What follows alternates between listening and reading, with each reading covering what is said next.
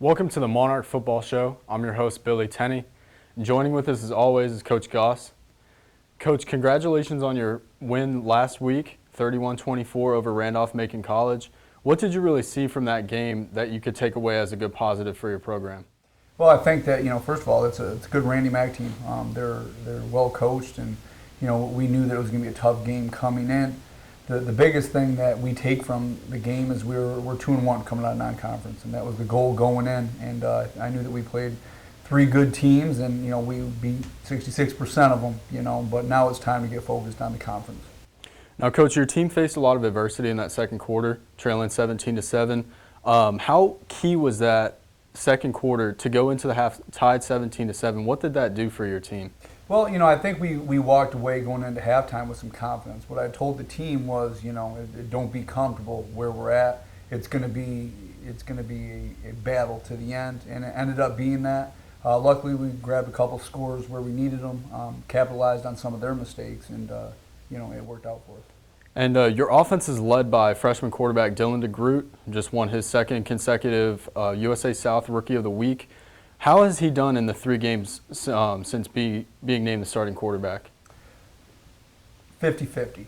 I think that Dylan is growing slowly. I think we're doing the necessary things to put him in a position to have success, but at the same time we're protecting him a little bit. We're not putting him in a position where the game rests on his shoulders. And I think the supporting cast of the players have done a good job, and that's what we did this past week, is that the guys who need to step up stepped up.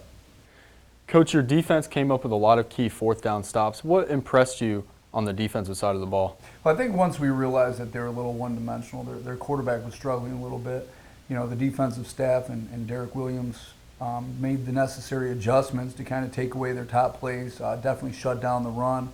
And we kind of kept everything in front of us, and it worked out. I mean, they just held in there, and they made the true key stops when we needed them. I think we did a great job getting off the field on third down. And late in the game, we had a couple of really, really important fourth down stops.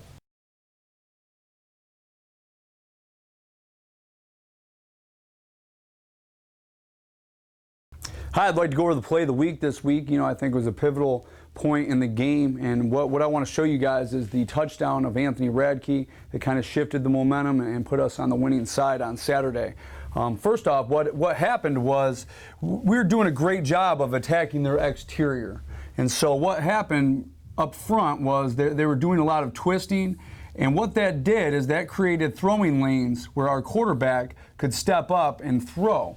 Now what we were doing is we were attacking their exterior and seeing how their safeties were playing. On one side we were going vertical and we were challenging their corner, and on the other side what we were hitting all day was we were hitting a bubble route out the back door where the quarterback was just pulling up and he was throwing that.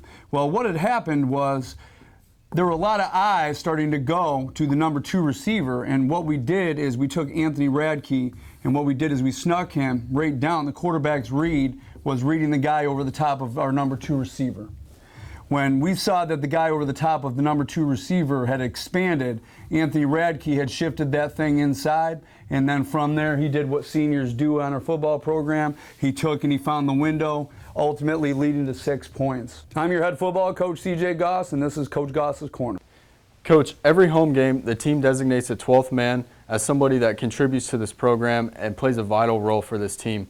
Who was that 12th man this week? Well, we were actually fortunate enough to have a 12th and a 12th and a half man. We had 2 people from our housing and residence life in the form of Barb Morgan and Nan Feebig. They were our 12th men this past game. They've done a significant amount, everything from, hosting our players to, getting guys on campus to different community activities. And I couldn't have been more happy to pull out a win for them. I think they got a chance to see the coaching side of things, and, they got a chance to call a couple plays, and it was really a good experience overall. Thank you, Barb and Nan, for your contributions to this football program. Now, Coach, your team has a bye week this week before they'll face the Maryville Scots on October 3rd in our conference home opener. What do you expect to see from the Scots? Well, they're a very well-coached team, and they have a lot of very good players. It's going to be it's one heck of a game to go into your conference opener. That compiled with going up to Maryville, Tennessee, it's always a tough place to play. We've always played such close games up there.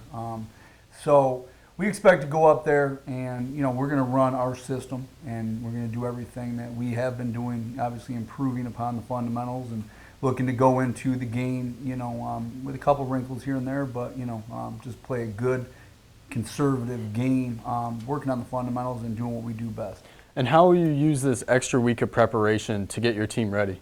Well, we're going to focus on the process, getting back to the fundamentals, all the little details, and within our system. And then with that system, we're going to go in and hopefully we can execute very very fast and very physical. Coach, thanks for the insight for the upcoming game against Maryville. For the Monarch Football Show with Coach Goss, I'm Billy Tenney.